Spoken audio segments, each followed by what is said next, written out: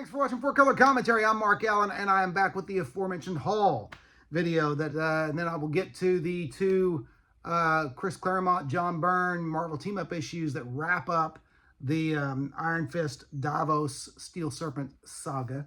That was a mouthful. But first, I want to do this haul. This is books and comics from the last few weeks that I haven't shared with you yet. I'm just going to jump right into it because there's a sizable stack here. And I don't want this to be a real long video, but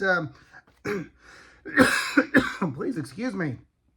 I did not do my homework on these, and I forget who did these covers, but they're amazing covers. But this is from a run of the Incredible Hulk from the early 2000s. Let me get a date for sure here, and it's getting more and more difficult with my old eyes. So 2002. Some of you Hulkifites already know where I'm going with this, most likely, but I found these cheap, and I couldn't resist them, and I couldn't resist the challenge of going ahead and trying to track them all down. And so got the first 5 or 6 here, so I wanted to go ahead and do those. But anyway, this is the classic run by Bruce Jones and started by artist John Romita Jr. This is the Return of the Monster, the Incredible Hulk, and there's that great, great cover from the redo of Hulk Annual #1, I believe it was. Steranko did it, I think. But just a wonderful, and I forget who did these covers, so help me out. Some of you who are more knowledgeable or have this fresh in your mind, perhaps, or just remember well. Some things I remember well, some I don't, but it's a beautiful cover. And it just, this was a run that I originally read in trade paperback form. A few years after it had come out, I had stopped reading The Incredible Hulk at that point because it was just kind of rehashing some things and nothing really new or different. But Bruce Jones and John Romita Jr. kind of brought back the monster, and it was very cool indeed. And so got that one. That was issue number 34. It's not volume 1, obviously. Issue number 35. And again, I don't know who did these covers. I'm not going to take them all out of the bags. Issue 36, in which whoever did that cover, the Hulk is looking very massive. All right. Very massive. It's like me on chest and shoulder day. I wish. No. Okay. So 36, 37. Right there. And again, the Hulk looking very big. And then I love this cover, and this cover is done after a Norman Rockwell painting, and very much in that style. But I don't know the artist. I can't read. Looks like Care Andrews. Okay, Care Andrews. And this is Incredible Hulk number 38. This is a great cover, and I love that. He and Doc Samson sitting and having a malt and a conversation, I guess. The local soda jerk. All right. So anyway, that's cool. Let's see. Let's go ahead. Stay with the comics until, yeah. All right. So I wanted to, this is a series that I never read, and I've wanted to for some time. And I've got 2 copies of issue number 1 somewhere. And so I'll get to them. But this is a John Byrne, Bart Sears work. Was it Bart Sears? I believe it was. Anyway, from 1999. This is Spider-Woman. Now, I have issue 1. I didn't dig it out yet, but here's issue 2 with those creepy spider legs shooting out of her back, you know. And I wish I remembered. I don't have any that I know of, any interviews with Byrne about this series.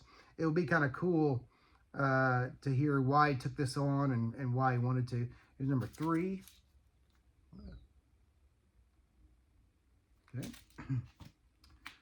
Number 4. And I don't have a lot of experience with Bart Sears' work. I don't dislike his work. These covers, I believe, are done by Sears. But I don't dislike his work at all. I just don't have much experience with it. And so what I think about when I think of Bart Sears is I think about the I think it was mid to late 90s, maybe early to mid 90s DC stuff, where they had kind of brought back Eclipso, and they did that thick comic, Eclipso comic, with the plastic purple jewel on the cover. And that's actually one of those gimmick covers I don't have, because I don't like how raised the jewel is. It's an actual plastic piece glued to the cover of a comic book. Not my favorite gimmick cover. But anyway, Spider-Woman number 5. She changes her costume there. Okay. Actually, she changed it in issue 4, I guess. Got away from the classic Spider-Man look and went to her own look there. Number 6. Getting kind of jazzed to dig out my number 1s. And my number 1, I have 2, but I obviously won't read them both.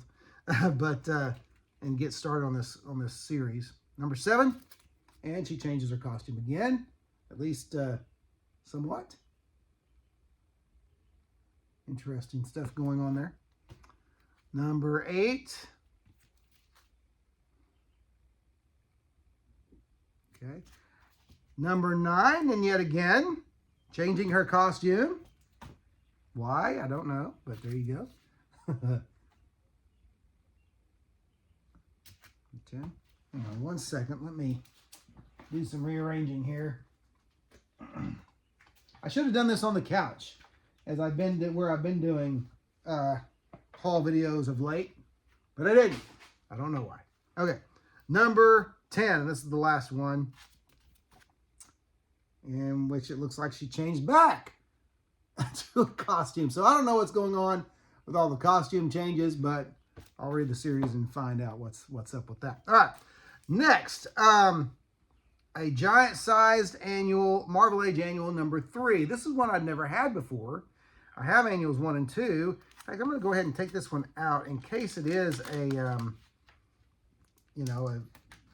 double front and back cover. And it is. Okay. Wonderful Fred Hembeck cover. And I'll just go ahead and show you the whole thing. There it is. Gotta love Hembeck. And this has, of course, some previews and such as that of what was coming up that year in Marvel Comics. Lots of cool art. In fact, the front says, special all-new comics section by Marvel's top talents, and it has a whole list, among them Brent Anderson, Jack Abel, Terry Austin, John Buscema, Sal Buscema, Peter David writing, Chris Claremont writing, of course, Ron Friends, Bob Layton, Jim Lee, Rich Leonardi, and on it goes. And so, very cool. I always loved Marvel Age. I loved reading the news about what was coming up in Marvel. And so I love the, the annuals were fun. I'm sure at some point I had this or read it, but I don't remember having it because I followed Marvel Age for so long. But anyway, regardless, there it is. All right. Another comic that I never picked up before, and I thought, well, it's an issue number 1. I'll go ahead and try it. Let me get the year here. It's another Hulk comic, but it's not Incredible Hulk. This is a Hulk comic by Glenn Greenberg, writer, and Rick Leonardi, penciler. So Rick Leonardi, right away, it's great art. But this is the Rampaging Hulk number 1 from 1998. Got a neat cover there. In fact, it is one of those, not just one of those covers. Oh, okay. Never mind. Okay, it's one of those covers. Double gatefold, whatever, or double front and back cover. Gatefold, I guess, is when this opens up, but this is an ad. But it does have that wonderful thing that Marvel was doing for a while, where they brought you up to date. I like that stuff, okay? And the gate tells you, who the main players are and what's going on. And evidently this was after the Peter David run with one of the Kubert brothers. Okay, so, but anyway, give me an idea of some of the Rick Leonardi art in here.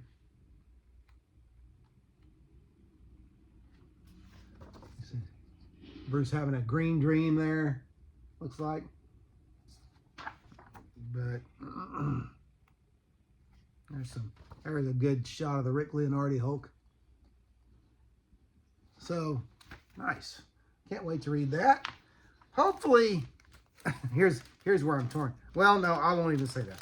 Maybe it'll be something that makes me want to seek out the other issues. I don't believe the Rampaging Hulk was long-lived as far as a series, but you know, the way comics are these days, it could very well have been good, but just not went very long. All right. A few more issues of Grendel by Matt Wagner and the Panda Brothers from the 80s. This is issue number 5 with issue number 6 sharing a bag. And then issues number 7 and 8. Very stylish. As a younger fan, I did not like the Panda Brothers art. As I got older, I learned to really not just appreciate it, but enjoy it. It's very for some reason the word lavish comes to mind.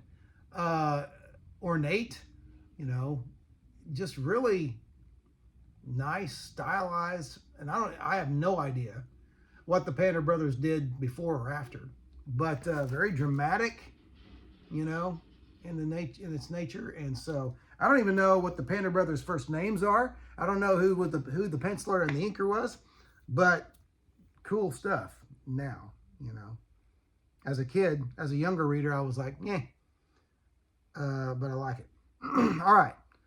Never have been able to chase this particular comic down, so I settled for a True Believers issue.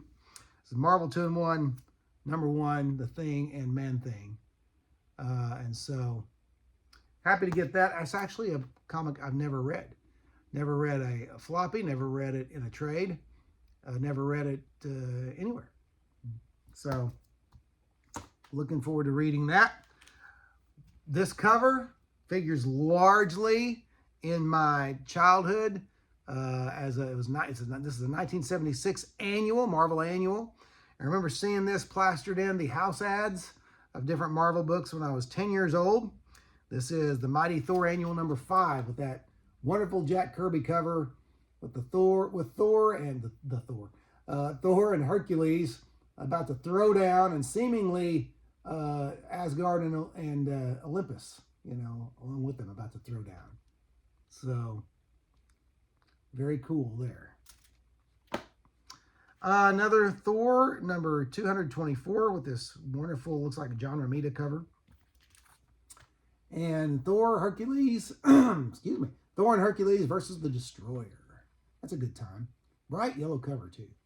Love that cover. All right. The Incredible Hulk, one of the, I think it's Bill Mantlo, Sal Buscema issues that I don't have. I'm not going to open it up and find out. I don't remember exactly. It is a 1978 issue. Incredible Hulk number 222. Looks like an Ernie Chua cover. So, cool stuff there. All right, Defenders number 27. Wrapping up that Defenders run with the Sal Buscema art. Marvel Premiere number 46 featuring Manwolf. That is a Perez issue and a Perez cover. Can't beat that. Okay. And then with a wonderful John Severin cover on the front of this, Cole the Conqueror number 2. Severin art inside as well. Cole the Conqueror. I love John Emery Severin's work. Some of my all-time favorite comic book work is by the Severins. All right, some books here. Let's start with this one that I picked up at Heroes and Wizards in Webb City, Missouri. So shout out to Wayne and Donna. This is Avengers Defenders War in that great hardback cover with the green foil title. Love that. I have read this before. Can't wait to read it again. This format I will be keeping. This will stay on my bookshelf. And so great stuff. A very classic story in a classic time of Marvel Comics. All right. Next, this is a collection of work by an artist who I really appreciate. This retailed for $50. This is an Ollie's pickup, and I've let so much time go by that I've forgotten exactly how much I paid. But it was $50 retail. I know I didn't pay over $12 for it. This is celebrating Doug Mahnke. I don't know. Spelled Mahnke. I've never known how to pronounce his name. But Legends of the DC Universe by Doug whatever. And there's that cover is by Monk, whatever. And beautiful. I love his artwork. What I remember about, the first thing I think about when I think about Doug in his artwork is I think about Major Bummer. Okay? And because that was a book that always kind of intrigued me. And that was one of his works, artwork. It was his artwork in that book. So lots of great, this is a thick book. Like I said, originally retailing for $50. And then give you an idea of some of the goodness that's in here. There's some Batman and Plastic Man.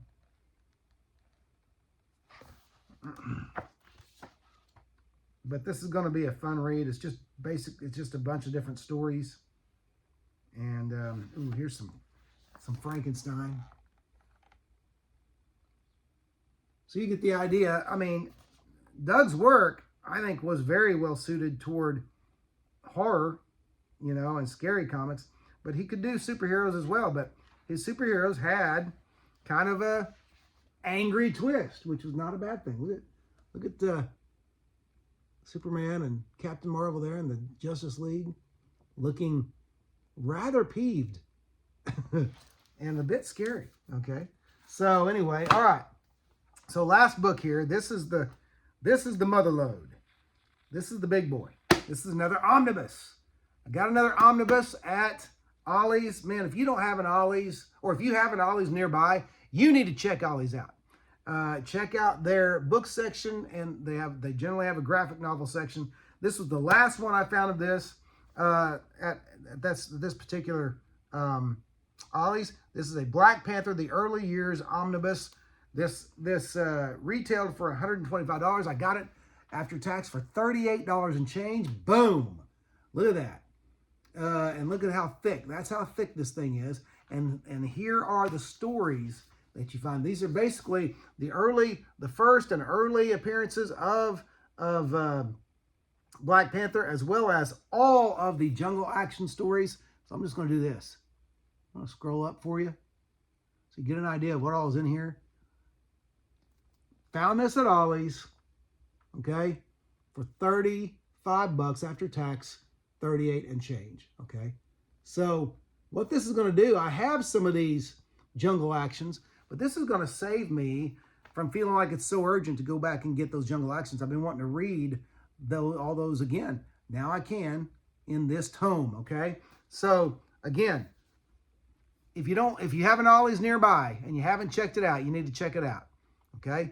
$125 retail, $35 at Ollie's, $38 and change after tax. You really need to check it out. This one was Ollie's as well. This was Ollie's. This was from Ollie's. $50 retail, about $12 there. So anyway, so that's my haul. That's what I wanted you to see, and lots of good. I have so much reading. My wife was teasing me here just recently, rightfully so, teasing me about my reading stack, and I told her, I said, well, no, it's no longer a stack. It's actually a long box of reading material. And she said, well, is it confined just to that one long box? Well, no, it's a long box and overflowing into other stacks and boxes. So anyway, plenty to read. I need to stop buying and start reading, but anyway, that's hard to do. You know how it is. Hey, listen, if you haven't already, don't forget to like, comment, and subscribe. Liking of the video helps get it out there to more eyes. And of course, we always like more subscribers. Subscribers continue to tick up, and I'm grateful for that. But comment. If you don't do anything else, comment. I like the interaction. I like the back and forth with other fans of this medium. Anyway, that's it. Thanks for watching 4 Color Commentary, and I will see you next video.